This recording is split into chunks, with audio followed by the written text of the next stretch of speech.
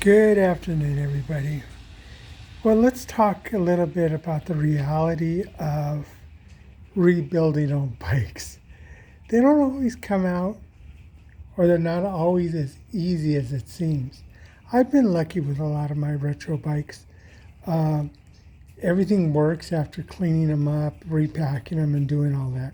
But if you're not willing to put the work in, don't expect to spend whatever you're spending on these used bikes and then to go out and ride and enjoy them. It doesn't work like that.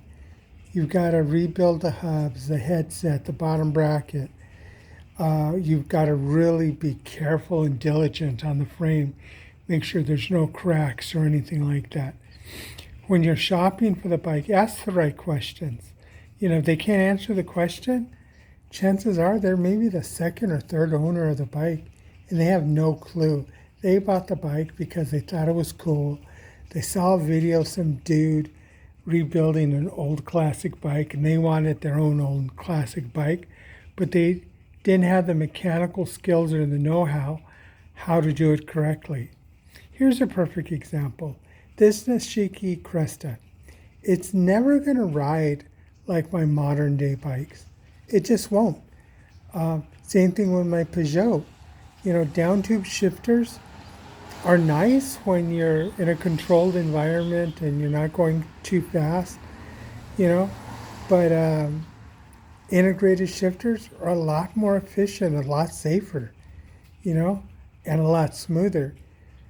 Friction shifting is different. You've got to have a love for cycling and a love for the old school to really appreciate it. I like it because I like fine tuning my shifting, but I also love my index shifting, and I love my shifting from the bars, I don't like reaching down sometimes to shift my bike, but sometimes you have to.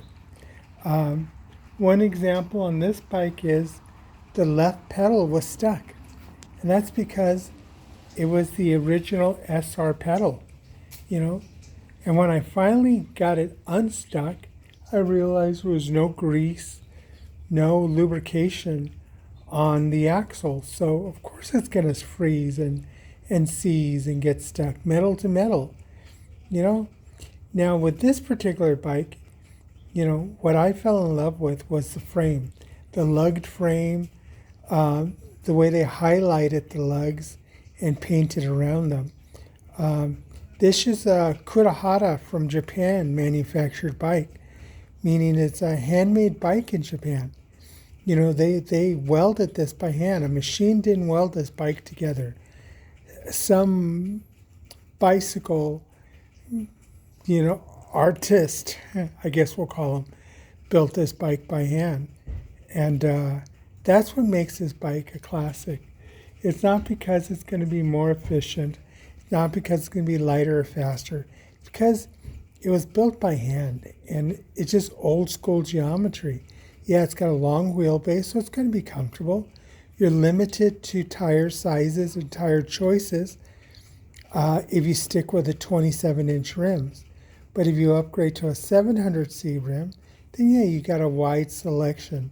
The only issue there is it's no longer authentic or no longer original spec. So what I did is I ordered some 27 1 1/8 Kendas. Yeah, they're cheap Chinese tires. They're going to be skin wall.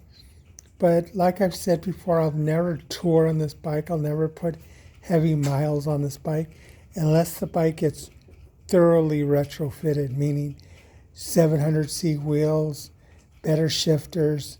The frame on this bike is what's key to this bicycle. And the shape it's in. It's just in beautiful, beautiful shape. So just keep that in mind, guys. If you're out shopping for a retro bike because you think it's cool and fun, they are, buddy. But just make sure you're willing to put in the wrench time and you're willing to put in the work because they're not always fun to work on. I enjoy them because it's therapeutic for me. And yeah, I run into issues all the time, But once I get those little issues solved, then I just start seeing a beautiful bike blossom into what it once was. And if I could get the bike back to what it was, back in the day, then I've accomplished something. But I'm never going to get the bike feeling and riding like my modern day bikes. I just never will.